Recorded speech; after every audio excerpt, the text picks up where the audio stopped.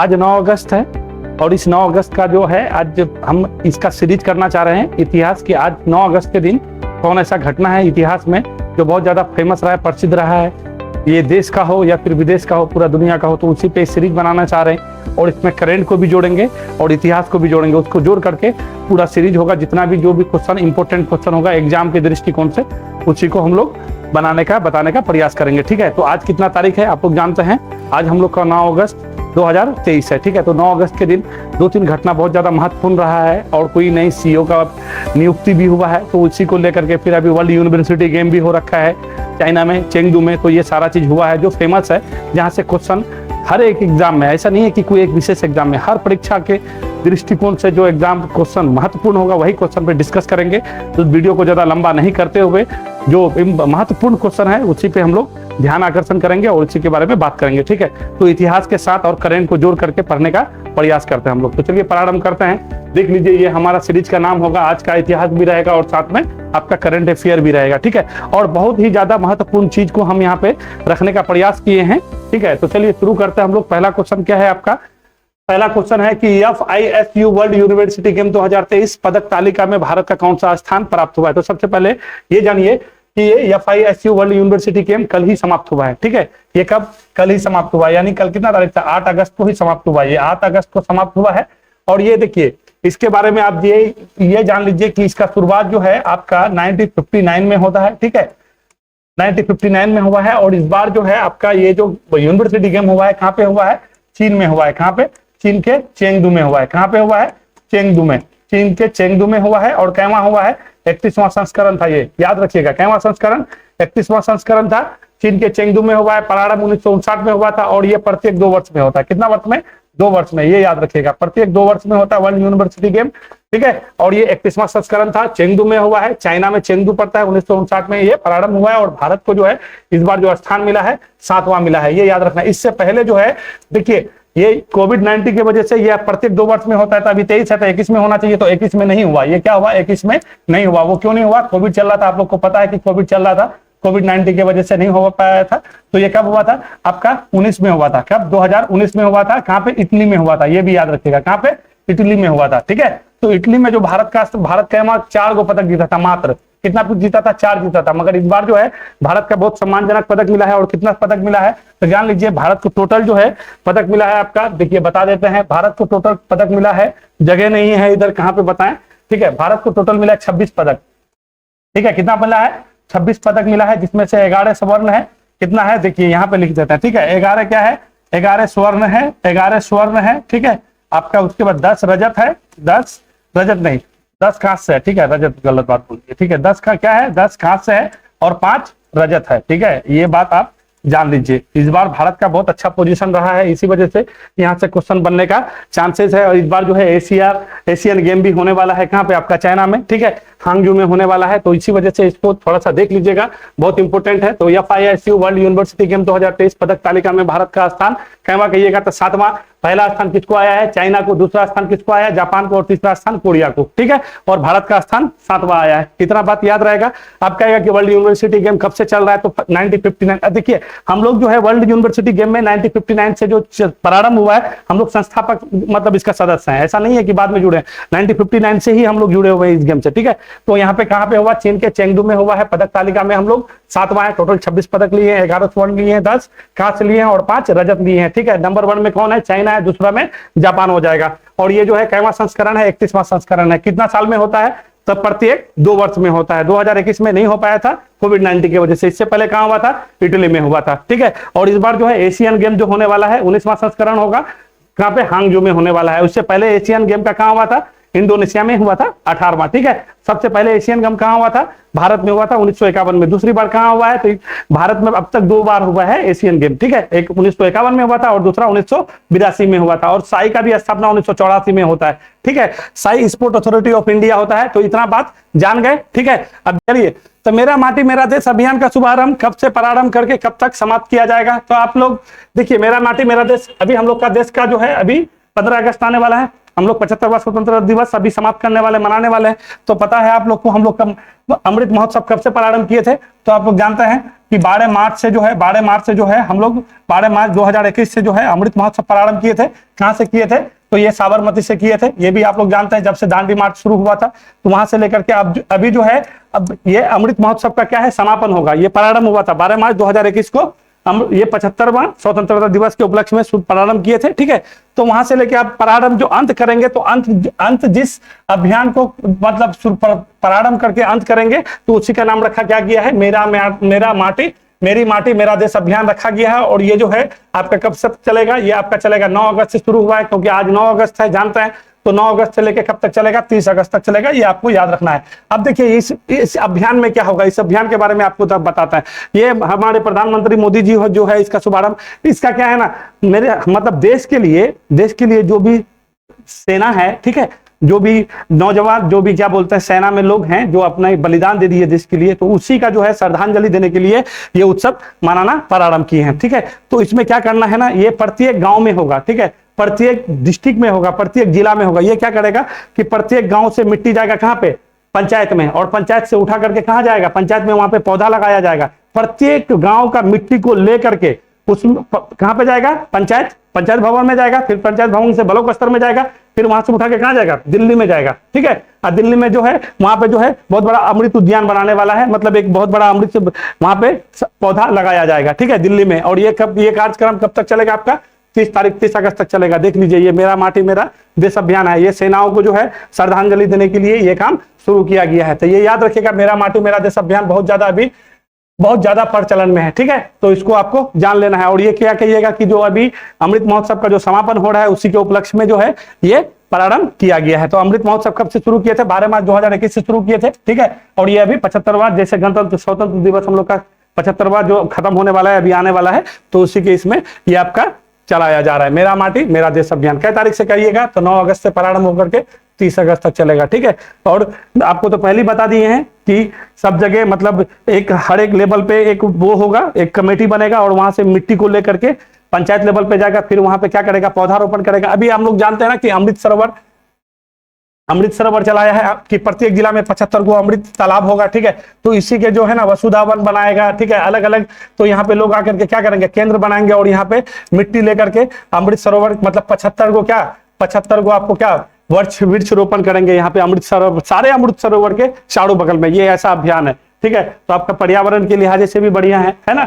उसके बाद देश में जो भी देश के लिए बलिदान हो गए, जो भी देश के लिए समर्पित हो गए, तो उसको श्रद्धांजलि भी देने का बहुत अच्छा क्या है? मौका है। और अपने मिट्टी के बारे में बात हो रहा है, अपने देश का माटी के बारे में बात हो रहा है, तो ये बहुत अच्छा पहल माना जा सकता है। ठीक है, अपना एनडीए सरकार का। ठीक है, ये बहुत अच्छा पहल माना जा सकता है। ये बहुत अच्छा सराहनीय है, जितना तारीफ किया जाए उतना कम है। देश में एक भावना, जो राष्ट्रीय भावना, जो अमृत अभी महोत्सव हुआ है उसका जो समापन का जो ये रखे हैं, ये बहुत ही अच्छा माध्यम है। ठीक है, चलिए नेक्स्ट क्वेश्चन में चलते हैं। नेक्स्ट क्वेश्चन हमारा क्या है? देश का पहला ओपन म्यूजियम पार्क कहाँ खोला जाएगा? देखिए, अभी भारत मंडपम ये जो है, अभी जानते हैं आप लोग, अभी भारत मंडपम का जो है ओपनिंग किया गया था हमारे प्रधानमंत्री मोदी जी द्वारा, और ये कहाँ पे किया गया है? दिल्ली में। और दिल्ली में ये जान लीजिए, दिल्ली में अब तक का सबसे बड़ा जो है भवन होगा, जहां पे क्या होगा? दिल्ली में सबसे बड़ा भवन का मतलब कहने का ये है कि वहां पे आयोजन, मतलब कोई भी मीटिंग हो या कुछ हो, तो सबसे भारत मंडपम किया गया है, और वहीं पे प्रगति मैदान पे है। तो उसी के बगल में जो है आपका देश का पहला ओपन म्यूजियम पार्क। देखिए, और एक इससे पहले किया था। ठीक है, ओपन रॉक म्यूजियम कहेगा तो वो आपका हैदराबाद हो जाएगा, और ओपन म्यूजियम कहेगा तो क्या कहिएगा? दिल्ली में मार दीजिएगा। ठीक है, दिल्ली में। ठीक है, ये याद रहना है कि देश का पहला ओपन म्यूजियम पार्क खोलने का जो है घोषणा किया गया है, और आज ही 9 अगस्त को ही इसका ओपनिंग होने वाला है। ठीक है, 9 अगस्त को ही होगा, ये भी याद रखिएगा, क्योंकि आपको हम पहले बोले कि हम करंट इशू को लेकर के इसको इतिहास में जाना है। ठीक है, तो आज ही का घटना है ये, और ये दिल्ली में करने वाला है। हैदराबाद में क्या कहिएगा? ओपन रॉक म्यूजियम वाला कहां पे हो जाएगा? आपका हैदराबाद में हो जाएगा। ठीक है, ये बात आपको याद रखना है। समझ गए बात? अभी भारत मंडपम के बारे में बोले, सबसे बड़ा सभागार होगा तो कहां होगा? दिल्ली में, प्रगति मैदान में किया। ठीक है, और अभी जो है आपका जो लाइब्रेरी है ना, लाइब्रेरी भी महोत्सव, आपका पुस्तकालय महोत्सव जो है प्रगति मैदान में मनाया गया है। आज से 2 दिन पहले की बात है। ये हमारे राष्ट्रपति द्रौपदी मुर्मू जी उद्घाटन किए थे, और समापन समारोह में गए थे जगदीप धनखड़ जी। तो ये 3 चीज याद रखिएगा। ठीक है, पुस्तकालय महोत्सव, ठीक है, भारत मंडपम, और आपका ओपन म्यूजियम पार्क, ये सारा कहां हो जाएगा? दिल्ली में हो जाएगा। ठीक है, चलिए अगला क्या है? टेस्ला कंपनी के नए सीएफओ किसे नियुक्त किया गया है? तो टेस्ला के बारे में तो आप लोग बहुत बढ़िया से जानते होइएगा, क्योंकि ये जो है टेस्ला कंपनी, देखिए टेस्ला कंपनी क्या है, इस कंपनी को जो है 2002 में बनाया गया था। किसके द्वारा बनाया गया था? एलन मस्क के द्वारा। एलन मस्क का नाम नहीं सुने होइएगा, ऐसा हो ही नहीं सकता है। इस कंपनी को नहीं, ये जो है स्पेस एक्स को बनाया था तभी, ठीक है। स्पेस एक्स की बात कर रहे हैं। स्पेस एक्स फाल्कन का नाम सुने ना, हेवी रॉकेट है जो लॉन्चर है, बहुत सबसे ज्यादा सक्षम इसी के पास है, स्पेस एक्स के पास है। तो 2002 में स्पेस एक्स का स्थापना किया। उसके बाद जो है अभी आपको मालूम है कि जो कार्बन इमिशन जो बढ़ रहा है, कार्बन को नेट जीरो शून्य करने वाले हैं, तो उसी को लेके सबसे ज्यादा इलेक्ट्रिक चीज पे ध्यान दिया गया। तो इलेक्ट्रिक चीज के लिए टेस्ला कंपनी एलन मस्क के द्वारा बना गई है। देखिए ये गाड़ी है, इसका अपने आप सारा चीज अपने आप काम करता है, सिर्फ आपको गाड़ी में बैठना है, वहां पे जहां जाना है वहां चले जाइएगा, एकदम आइए ऐसे रिमोट चलाइए, कुछ नहीं। अभी मोदी जी जो है इसका अपना भारत के बारे में बहुत तारीफ भी किया है। एलन मस्क बोला था कि जो भारत जो है बहुत अच्छा व्यापार के दृष्टिकोण से या फिर बिजनेस के लिए बहुत अच्छा जगह है। तो यही जो है एक काम किए हैं क्या, अपने सीएफओ, इसको क्या बोलते हैं, सीएफओ को बोलते हैं ना, ये सीएफओ अपना नियुक्त किया गया है। किसको नियुक्त किया गया है? इसको आपका वैभव तनेजा है, ये है वैभव तनेजा है, और ये भारतीय मूल के हैं, इसी वजह से इसको आपको हम दिए हैं। भारतीय मूल का है, इसको याद रखिएगा, भारतीय मूल के हैं। और सीएफओ इसको नियुक्त किया गया है, ये कल की बात है, ठीक है, ये कल ही हुआ है, ठीक है। सीएफओ मतलब होता है चीफ फाइनेंशियल ऑफिसर होता है, इसका फुल फॉर्म होता है, ये याद रखिएगा, चीफ फाइनेंशियल ऑफिसर होता है, ठीक है, ऑफिसर होता है, ठीक है, ऑफिसर होता है, ये याद रखिएगा। तो कौन बना है? वैभव तनेजा बना है, स्पेस एक्स का मालिक है, 2002 में हुआ है। अभी ट्विटर को भी इसने खरीद लिया। ट्विटर का स्थापना भी बहुत बार पूछ लेता है, तो याद रखिएगा ट्विटर का स्थापना 2006 में होता है, ठीक है, ये याद रखिएगा। अभी ट्विटर का सिंबल को भी चेंज कर दिया है, पहले क्या था, बर्ड था ना, एक छोटा सा यहाँ पे ऐसे बर्ड दिखता था ना, अभी क्या कर दिया, एक्स कर दिया है। तो ये सब चीज याद रखिएगा। इसका मालिक भी यही है, कौन है? एलन मस्क है, ठीक है। ट्विटर का स्थापना आपको बहुत बार पूछ लेता है, ट्विटर का स्थापना, वो फेसबुक का स्थापना, व्हाट्सएप का स्थापना, तो याद रखिएगा। तो ट्विटर कितना अच्छा, इसमें फेसबुक भी जान लिए, फेसबुक 2004 में बना था, ठीक है, और व्हाट्सएप 2009 में बना है। ये सब याद रखना इस वजह से चाहिए आदमी को, क्योंकि कभी एग्जाम में पूछ देता है तो आदमी को समझ में नहीं, क्योंकि सोशल मीडिया है और आज के डेट में सब कुछ सोशल मीडिया के माध्यम से ही लोग आगे बढ़ रहा है, एक दूसरे को जान रहा है, तो थोड़ा सा जान लेना जरूरी है। तो एलन मस्क द्वारा किसे अपना चीफ फाइनेंशियल ऑफिसर किसको नियुक्त किया गया है? वैभव तनेजा है, भारतीय है, ठीक है। बीएन कृष्णा जी हैं, अभी एक लोकसभा में बिल आया था तो इसी की अध्यक्षता में आया था, ठीक है, जिसको हम लोग निजता का अधिकार बोलते हैं, इसी में आता है। तो ये है आपका एलन मस्क, तो बता ही दिए हैं। ये इसका क्या था, फाउंडर है, ठीक है ना, टेस्ला के फाउंडर हैं, आपका स्पेस एक्स के फाउंडर हैं, फिर उसके बाद अभी आपका अब ट्विटर को खरीद लिए हैं, ठीक है। तो ये सारा चीज है, ठीक है। अब आगे बढ़ते हैं, अगला क्वेश्चन पे चढ़ते हैं। अगला क्वेश्चन मेरा क्या है, 9 अगस्त 1945 को जापान के किस द्वीप पर परमाणु बम गिराया गया था? देखिए इसको तो आज 9 अगस्त था ना, आपको बताया था ना, थोड़ा सा इतिहास लेके चलेंगे हम।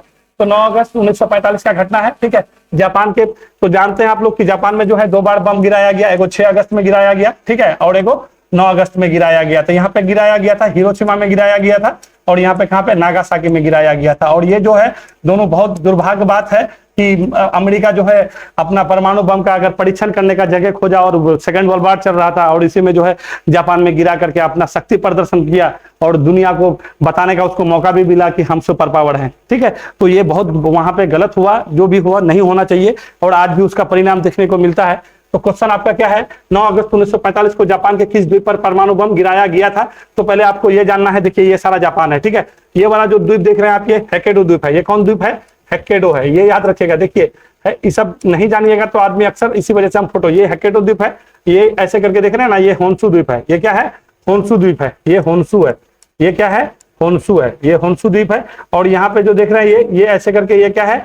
ये आपका शिकुकु है। ये क्या है? शिकुकु है, शिकुकु है। और ये वाला जो है ये क्यूशु द्वीप है। तो ये जो यहाँ पे ये क्यूशु है, ये क्या है?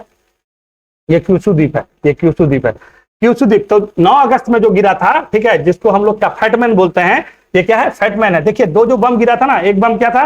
लिटिल मैन, ठीक है, एक क्या था? लिटिल बॉय, एक क्या था? Little boy. जो 6 अगस्त में गिराया गया था हिरोशिमा पे, यानी होन्शु द्वीप पे, क्या कहिएगा? 6 अगस्त में जो गिराया गया था होन्शु द्वीप में, हिरोशिमा में, उस बम का जो है कोड क्या रखा था? तो क्या कहिएगा? Little boy. क्या था ये? लिटिल बॉय था, ठीक है। और जो 9 अगस्त में जो बम गिराया गया था, कहां पे? नागासाकी में, इस बम का कोड क्या रखा था? फैटमैन रखा था। और इस बम में जो है यूरेनियम 235 का इस्तेमाल किया था। किसका? यूरेनियम 235 का इस्तेमाल किया गया था। और यहाँ पे जो किया गया था क्या? प्लेटिनियम का किया गया था, ठीक है। इससे भी ज्यादा भारी भरकम बम ये था, ठीक है, बट ये इतना विनाश नहीं हुआ जितना विनाश ये किया था। तो ये बात आपको याद रखना है। और ये जो है बम जो बनाया गया था, ठीक है, परमाणु बम जो बनाया गया था अमेरिका में, तो कौन सा प्रोजेक्ट, तो मैनहट्टन प्रोजेक्ट। अभी जो है रॉबर्ट ओपेनहेमर के नाम पे एक मूवी भी आया था, आप लोग देखे होइएगा, ठीक है, बहुत ज्यादा विवाद में रहा है।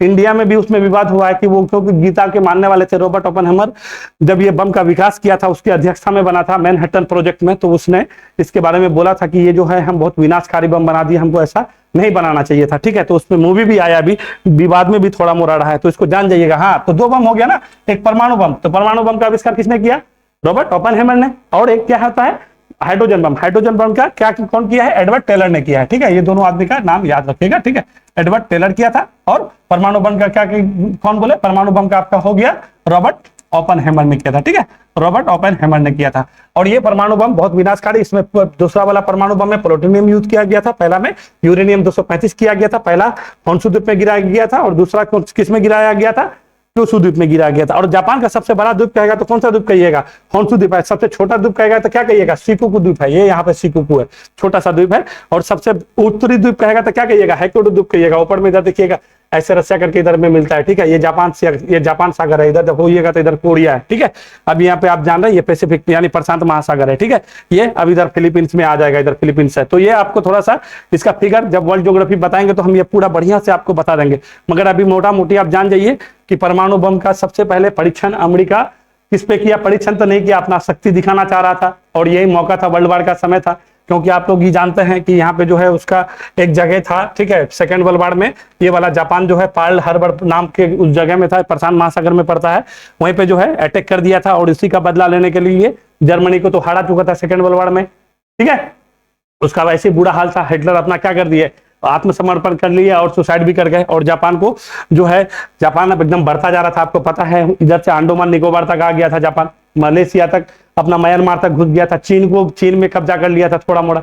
तो इसको ठंडा करने के लिए जो है परमाणु बम तब तक वो लोग क्या वो बना लिया था, और उसी को परीक्षण करने के लिए उसको एक बहुत बड़ा जगह भी मिला और समय भी था, और ला करके सबसे पहले यहाँ पे हिरोशिमा में डाल दिया। और उसके बाद दूसरा बम कहाँ पे डाला, आपका यहाँ पे आपका मतलब ये क्यूशु द्वीप में, ठीक है, ये नागासाकी पे डाला, और ये 9 अगस्त को आज ही का दिन था, इसी वजह से हम इस बात को रखे हैं आप लोग के पास। तो ये क्या हो जाएगा आंसर आपका, ये आपका ले जाएगा क्यूशु द्वीप हो जाएगा, ठीक है। देखिए परमाणु बम के बारे में थोड़ा जान लीजिए। देखिए परमाणु बम क्या है, कोई क्या है ना, कोई बड़ा परमाणु जो है, कोई बड़ा परमाणु, ठीक है, कोई बड़ा परमाणु क्या है, विखंडित हो जाता है, मतलब 2 या 2 से अधिक छोटे परमाणु में क्या हो जाता है, टूट जाता है और बहुत अधिक ऊर्जा उत्पन्न करता है, ठीक है। तो ऐसे क्रिया को हम लोग नाभिकीय विखंडन कहते हैं। कौन क्रिया कहते हैं, विखंडन क्रिया कहते हैं, ठीक है, ये याद रखिएगा। और विखंडन क्रिया जो है ना प्रकृति में नहीं होता है, प्रकृति में जो क्रिया होता है वो कौन क्रिया होता है, संलयन, नाभिकीय संलयन होता है। जैसे सूर्य का प्रकाश हम लोग का पृथ्वी तक आता है तो वो कैसा प्रक्रिया है, संलयन। तो संलयन प्रक्रिया क्या होता है ये जानिए। संलयन प्रक्रिया ऐसा प्रक्रिया को कहेंगे जो क्या है ना, जो 2 बड़े परमाणु मिलकर के क्या करते हैं, मतलब 2 छोटे परमाणु मिलकर एक बड़ा परमाणु का निर्माण करता है, तो उसको हम क्या कहेंगे, उसको हम नाभिकीय संलयन कहेंगे। और प्रकृति में जितना भी क्रिया होता है, परमाणु का जो भी क्रिया होता है तो क्या नाभिकीय संलयन होता है, ठीक है, याद रखेगा। और विखंडन प्रक्रिया मानव द्वारा विकसित किया गया है, और यही विखंडन का काम करता है आपका परमाणु बम, ठीक है, ये याद आपको रखना है। और भारत में कब, देखिए भारत का थोड़ा परमाणु बम का इतिहास जान लीजिए, ठीक है। होमो जागिर बाबा इसी परमाणु बम की ही वजह से उसको जो है रहस्यमय मौत हुआ, कहीं ना कहीं उसी का योगदान था, क्योंकि होमो जागिर बाबा 1948 में बोले थे कि हम चाहेंगे तो परमाणु बम क्या करेंगे, बना लेंगे। और कुछ जितने भी विकसित देश था वो कोई नहीं चाहता था कि भारत जैसा देश जो है परमाणु संपन्न देश बने। और हम लोग परमाणु बम बनाते बनाते कब तक बना लिए, ये 18 मई 1974 को पहली बार हम लोग परमाणु परीक्षण किए, ठीक है, स्माइलिंग बुद्धा के नाम से, ठीक है, क्योंकि बुद्ध पूर्णिमा को किए थे, पोखरान में किए थे, ये याद रखिएगा। और दूसरा कब किए थे, 11 मई को किए थे, 11 मई को किए थे ऑपरेशन शक्ति 1998 में अटल बिहारी वाजपेयी के समय में। तो अटल बिहारी वाजपेयी के समय में 1998 में ऑपरेशन शक्ति, और 18 मई को 1974 को पोखरान में इंदिरा गांधी के समय स्माइलिंग बुद्धा, ये याद रखिएगा। हम लोग परमाणु संपन्न देश तभी बने थे, समझे। और ये लोग कोई नहीं चाहता था हम लोग परमाणु प्रसार, एक से अप्रसार संधि होता है उसमें हम लोग सिग्नेचर नहीं किए, इससे बहुत सारे देश हम लोग के क्या विरोध भी हो गए थे। तो ये सारा चीज आपको थोड़ा सा जान लेना चाहिए कि भारत का क्या स्थिति है। देखिए परमाणु संपन्न देश होने का मतलब क्या होता है ना, कि अगला जो आपका अड़ोसी पड़ोसी देश है जो भी, या फिर जो आपको कम आंकता है, तो उसको क्या एक भय रहता है, ठीक है। इसी आपके शीत युद्ध जो चला इतना, यानी 1900 अगर आप देखिएगा 45 से लेकर 91 तक शीत युद्ध चला, जब तक यूएसएसआर विघटित नहीं हो गया। ये सिर्फ शक्ति ही था, ये परमाणु शक्ति। रशिया अपने आप को पावरफुल समझता था और अमेरिका परीक्षण कर लिया था, जापान में दिखा दिया था इसको लेके, तो इतना बड़ा शीत युद्ध चला। तो ये इतना हथियार का इतना ज्यादा इंपोर्टेंस है, ठीक है। और इसी को लेके जो है आपका रॉबर्ट ओपेनहेमर अपने बहुत पश्चाताप किया कि हमको इतना बड़ा विनाशकारी चीज नहीं बनाना चाहिए था। अगला क्वेश्चन में आता है। अगला क्वेश्चन देखिए आपका क्या है, ये क्या है, 9 अगस्त 1925 को काकोरी ट्रेन एक्शन कांड में ट्रेन कौन सा स्टेशन के बीच चल रहा था। देखिए अभी आज 9 अगस्त है, इसके बारे में थोड़ा जानना है। देखिए 8 अगस्त का इतिहास हम छूट गया क्योंकि मेरा सीरीज लाने में लेट हो गया, नहीं तो 8 अगस्त में आता तो अभी आपको भारत छोड़ो आंदोलन बताते हैं, ठीक है। भारत छोड़ो आंदोलन पता है कि भारत में दो ही क्रांति को आप अच्छा से, एक सबसे बड़ा बहुत बड़ा अगर क्रांति मानिएगा तो 1857 की क्रांति को मानिएगा, ठीक है। किसको, 1857 को। और दूसरा जो क्रांति है आपका भारत छोड़ो आंदोलन था, जो अगस्त क्रांति के नाम से भी जाना जाता है। ये 8 अगस्त का घटना था, ठीक है। और 8 अगस्त के दिन और एक घटना हुआ था, वो भी जान लीजिए। आप आया था ना अपना अगस्त प्रस्ताव नहीं, अगस्त घोषणा आया था ना, अगस्त प्रस्ताव आया था 8 अगस्त 1940 को, और इसको अस्वीकार कर दिया था। उसके बाद व्यक्तिगत सत्याग्रह चला था अक्टूबर से, ठीक है। पहला व्यक्तिगत सत्याग्रही कौन था, अपना पहला व्यक्तिगत सत्याग्रही अपना विनोबा भावे, दूसरा पंडित जवाहरलाल नेहरू और तीसरा ब्रह्म दत्त। तो ये सब चीज याद रखेगा। ये 8 अगस्त का घटना था, ये हम छोड़ दिए हैं क्योंकि हो नहीं पाया। 8 अगस्त को घोषणा हुआ था, 9 अगस्त से जो है असहयोग आंदोलन चला था। बट देखिए 9 अगस्त का घटना हम काकोरी कांड लिए हैं, तो काकोरी कांड का ट्रेन एक्शन कहां से कहां चल रहा था। देखिए आपके पास ऑप्शन है, इलाहाबाद से लखनऊ, फैजाबाद से लखनऊ और गोरखपुर से लखनऊ और शाहजहांपुर से। देखिए ये गाड़ी शाहजहांपुर से लखनऊ जा रही थी और ये जो काकोरी है लखनऊ से 20 किलोमीटर पहले पड़ता था, ठीक है। ये बात याद रखिएगा, 20 किलोमीटर पहले पड़ता था। इसी काकोरी कांड में जो है तीन आदमी को जो है फांसी दे दिया गया। 3 आदमी नहीं, इसमें 4 आदमी थे, ठीक है। ये बहुत याद किया जाएगा। HRA जानते हैं, हिंदुस्तान रिपब्लिकन एसोसिएशन के सदस्य थे सारे, ठीक है। और HRA का स्थापना कब होता है, 1924 में होता है, सचिंद्रनाथ सन्याल द्वारा। सचिंद्रनाथ सन्याल कौन थे, तो इसको जान लीजिए। ये राज बिहारी बोस और सचिंद्रनाथ सन्याल दोनों दोस्त थे, ये बनारस के थे, ठीक है। ये बनारस के थे सचिंद्रनाथ सन्याल, इसी के द्वारा ये स्थापना किया गया था HRA, ठीक है। फिर बाद में जाकर के 1928 में HSRA हो जाता है। तो आप ये जानिए 1924 में HRA बना, सचिंद्रनाथ सन्याल बनारस का था। और जब असहयोग आंदोलन को चोरा चोरी कांड की वजह से स्थगित कर दिया गया, तो जितने भी क्रांतिकारी लोग थे या जितने भी जो स्वतंत्र अपना आजादी के लिए लड़ रहे थे, तो उसको कोई रास्ता नहीं मिल रहा था। और जाकर के एक जो है संगठन का स्थापना करता है, जिसका नाम क्या होता है, HRA। और इसी संगठन का जो है सदस्य थे आपका कौन, ये 4 आदमी नाम था ना उसका, आपका कौन कौन, देखिए एक पेज ले लेते हैं, आपको ज्यादा समझ में आएगा, ठीक है। आपका देखिए 4 आदमी था ना, सबसे पहले कौन थे, राम प्रसाद बिस्मिल था, ठीक है। राम प्रसाद बिस्मिल हो जाएंगे। उसके बाद दूसरा कौन हो जाएंगे, रोशन सिंह हो जाएंगे, ठीक है, रोशन सिंह थे, ठीक है। तीसरा कौन हो जाएंगे, आपका राजेंद्र लहरी थे, ठीक है। उसके बाद अशफाक उल्ला खां कौन थे, अशफाक उल्ला खां, ठीक है, अशफाक उल्ला खां, ठीक है, अशफाक उल्ला खां था। तो ये सब आदमी थे। और ये लोग कब, आज ही के दिन यानी 9 अगस्त को गाड़ी जा रही थी, कहां से, शाहजहांपुर से निकला था और लखनऊ गाड़ी जा रही थी। बीच में इससे 20 किलोमीटर पहले ही यहाँ पे गाड़ी रोक दिया गया। और देखिए क्यों रोका गया, देखिए क्रांतिकारी या कोई भी संगठन को चलाने के लिए पैसा चाहिए। पैसा कहाँ से आएगा, जब तक पैसा नहीं होगा तो वहां पे लोग को प्रशिक्षण नहीं दे सकते हैं। जब प्रशिक्षण नहीं दीजिएगा तो लोग वहां से कोई क्रांतिकारी का काम कैसे करेगा, पैसा खर्चा होता है ना। और ये लोग को अंग्रेज जो है उस टाइम ऐसा माहौल बना दिया था कि लोग को जो है आतंकवाद कहते थे अंग्रेज, ठीक है। इसको कभी क्रांतिकारी कभी नहीं बोले। और उस टाइम आपको एक बात बता देते हैं कि उससे पहले जो है 1924 में जो है आपको बता देते हैं 1924 में बलगाम अधिवेशन हुआ था, जिसका अध्यक्षता गांधी जी किए थे। तो इसी संगठन के बारे में ये अब हमारा सचिंद्रनाथ सन्याल जो है उस टाइम उसको एक लेटर लिखे थे। और ये जो क्रांतिकारी संगठन या क्रांतिकारी लोग के बारे में भर्त्सना भी किए थे। यानी अच्छा सपोर्ट नहीं करते थे गांधी जी, क्योंकि ये लोग का जो है विचारधारा क्या था, ये लोग हिंसा पे बल देते थे। और क्रांतिकारी ये महात्मा गांधी अहिंसक थे, तो इसी को लेकर के इन लोग का महात्मा गांधी के साथ नहीं बनता था, समझे। तो इन लोग को पैसा वैसा चाहिए था, तो इसी को भरपाई करने के लिए कुछ ज्यादा पैसा नहीं था, मात्र 8,000 का तो बात था। 8,000 क्या रुपया होता है, 8,000 के लिए किसी को कोई फांसी देता है क्या, ऐसा आज तक हुआ है। तो 8,000 भी नहीं, 4,500 ले पाया था, 8,000 में से 4,000 ले पाया था। और इसी को लेकर के इन सारे आदमी को क्या कर देता है, फांसी की सजा सुना देता है। और चंद्रशेखर जी भाग जाते हैं, आप लोग जानते हैं। फिर अंत में वो क्या, आपका कितना तारीख को, 27 फरवरी 1931 को जो है उसका जो है इलाहाबाद में मतलब मुठभेड़ में अपने आप को खुद से गोली मार लेता है। और इन सब आदमी को जो है आपका कितना 19 दिसंबर को जो है अलग अलग जगह में फांसी दे देता है। एक आदमी थे जो राजेंद्र लहरी को जो है 17 तारीख को फांसी दिया था, ये याद रखिएगा, 17 दिसंबर को दिया था राजेंद्र लहरी को। और इसको गोंडा जेल में दिया था। देखिए ये बहुत बार पूछता है कि कौन जेल में, तो क्या कहिएगा, 17 फरवरी को दिया था गोंडा जेल में राजेंद्र लहरी को। और बाकी 50 जितने भी थे ये लोग को 19 दिसंबर को दिया था और 1927 में दिया था, ठीक है। और अलग अलग देखिए, राम प्रसाद बिस्मिल को गोरखपुर में दिया था, इसको कहाँ दिया था, गोरखपुर में, कहाँ पे, गोरखपुर में दिया था, ठीक है। और उसका रोशन, कौन है, रोशन सिंह है ना, इसको दिया था इलाहाबाद में दिया था, इसको इलाहाबाद में दिया था, ठीक है। अशफाकुल्ला खां, इसको फैजाबाद में दिया था, ठीक है, इसको फैजाबाद में दिया था। ये सब चीज याद रखिएगा, क्योंकि बहुत बड़े एग्जाम में पूछ लेता है आदमी, थोड़ा सा में मिलान नहीं कर पाता है। तो जो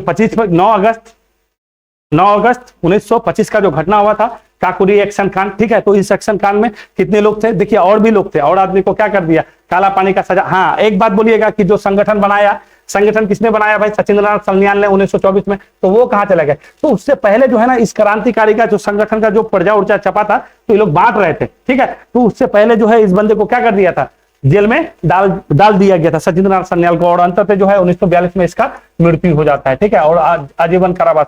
और बाद में देखिए, इसको तो छोड़ता था, मगर नहीं छोड़ा, वो इस वजह 2 साल का ही उसको सजा हुआ था। जब ये घटना हो गया तो इस घटना का आरोपी बना करके सचिंद्रनाथ सन्याल को क्या कर दिया, आजीवन कारावास दे दिया, यानी जेल कर दिया। और 1942 में सचिंद्रनाथ सन्याल का क्या हो जाता है, मृत्यु हो जाता है, ठीक है।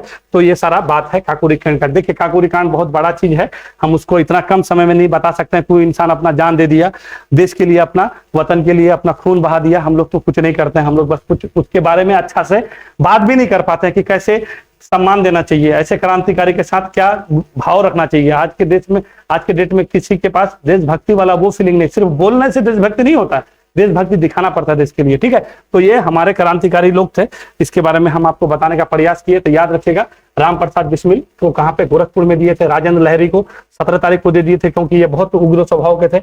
अंग्रेज को लगता था कि अगर इसको ज्यादा दिन रखेंगे तो कुछ घटना हो सकता है, इसी वजह से 17 दिसंबर 1927 को ही इसको दे दिया जाता है, गोंडा में दे दिया जाता है, ठीक है। अशफाकुल्ला खां को फैजाबाद में दे दिया जाता है। और एगो कौन बचा भाई आपका, राम प्रसाद बिस्मिल तो हो ही गए, और बचा कौन, हाँ रोशन अख्तर, रोशन इसको इलाहाबाद में दिए थे, ठीक है। तो ये याद रखना है, समझे। अब आइए, और क्या था क्वेश्चन भाई, थोड़ा सा देख लेता है, ठीक ना।